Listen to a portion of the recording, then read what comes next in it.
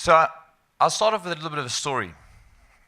10 years ago, actually 20 years ago, 1997, sitting quietly at a desk in Rosebank, about to sign my first deal, which was a 64K. So what does that mean? So 64K local, 64K international, 20 years ago. And with that, some hosting.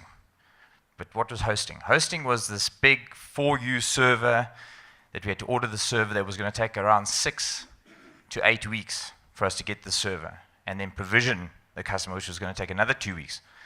So all in all, everything was going to take a bit of time. And my best mate, Fricky was the guy.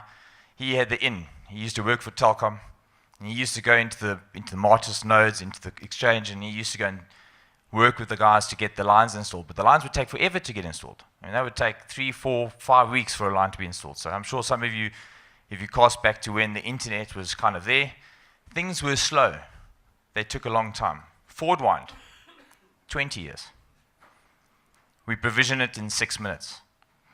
So there's none of this, let me wait for a server. How long is it going to take me to get my application? Because I want it now. I don't want to wait 6 weeks. And that's really the two-speed world.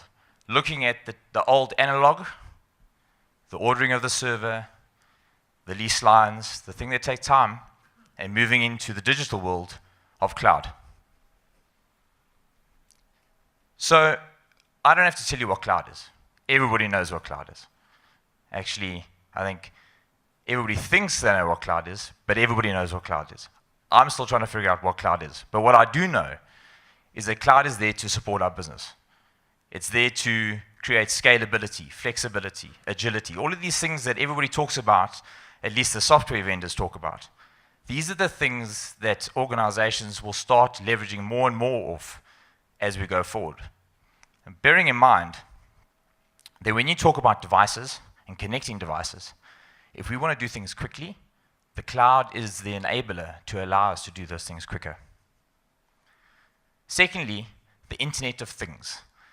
Now, this is something that I'm very interested to see, because we're going to be talking through the Internet of Things. And what is the Internet of Things? Is this thing by itself? How does it get there? Well, in actual fact, the Internet of Things and cloud work hand in hand. They are very dependent on each other.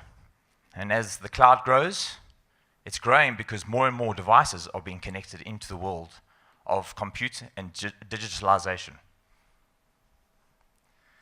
Cisco predicts that 92% of workloads are going to be born in the cloud. Now, if we cast our minds to how our current worlds are today, your worlds, your organizations, whether it be enterprise, corporate, or small, medium businesses, the reality is a lot of the older technology or older applications don't necessarily work that well in a cloud computing platform. As we go forward, big data, the introduction of new applications are being built around the cloud.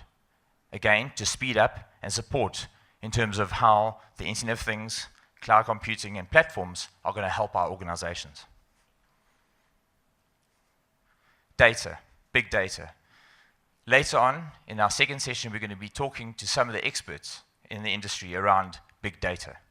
But big data is driving massive amounts of scale in service providers, as well as in corporates. We need to drive the cost down from a storage perspective in order to support the amount of data, but then looking at the analytics tools in terms of getting some sort of clever information out of the amount of data that we actually have in our organizations.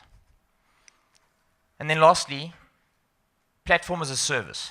There were some stats probably about 2-3 years ago that said that platform as a service is probably going to make up around about 3 to 5% of cloud computing. And the biggest components were really infrastructure as a service and software as a service.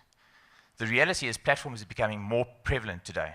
And the Internet of Things is where that platform actually starts. That is a big component and will become a bigger component of where cloud is going.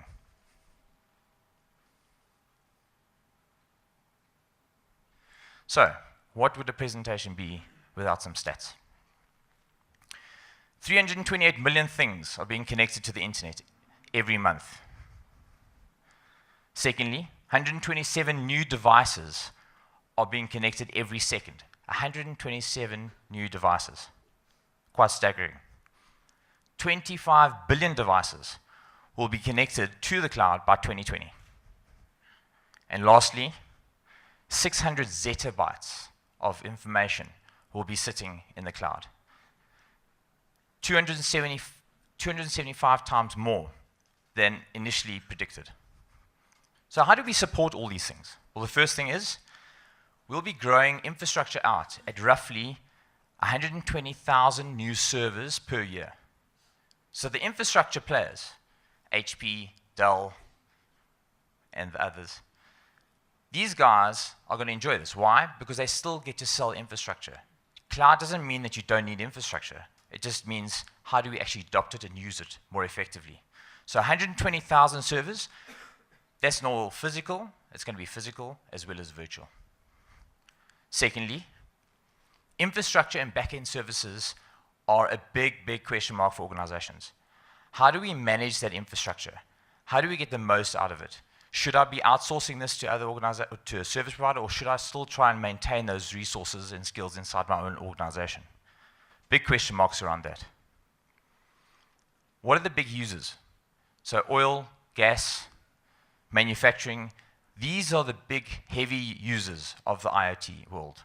And more importantly, 56% of those users are already implementing IoT in their world. Why are they doing it?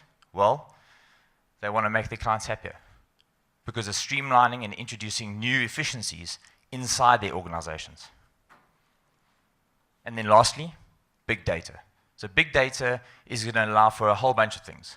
Identification, innovation, and obviously by understanding what that data is and using it more effectively in our organizations, we'll get better information, and therefore we can move forward into a greater digitalization.